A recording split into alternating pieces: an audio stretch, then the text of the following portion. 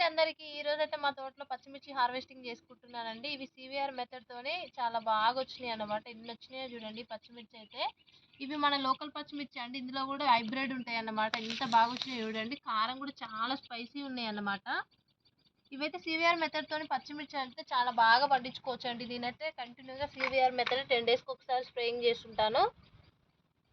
కొన్ని ఎక్స్ట్రా అయినా ఇలా ఇచ్చిపెడితే మనకు ఎండుమిర్చి లాగా ఇట్లా పండు బంతాయండి. తెంపుకొని ఎండబెట్టుకుంటే మన మార్కెట్లో దొరికే ఎండుమిర్చి లాగా అయిపోతాయి.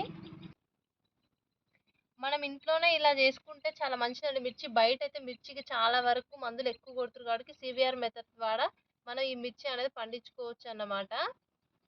ఎంత బాగా వచ్చినాయి చూడండి. ఇంట్లో ఒక 4 చెట్లు వేసుకుంటే చాలండి. ఎక్కువ అవసరమే లేదు. మనకు పండు మిర్చికైనా ఎండు పచ్చిమిర్చికైనా కూడా పండు మిర్చి కావాలనుకుంటే మనం ఇలా వదిలేసినాం అనుకో మంచిగా పండు మిర్చి అయితే ఎండబెట్టుకుంటే మన ఎండు కారం కూడా అవుతుంది అనమాట. మేమైతే ఇంతవరకు వేసుకున్నాం చాలా మంచి రిజల్ట్స్ ఉన్నాయి. సీవీఆర్ మెథడ్తో పచ్చిమిర్చి పండించుకోండి.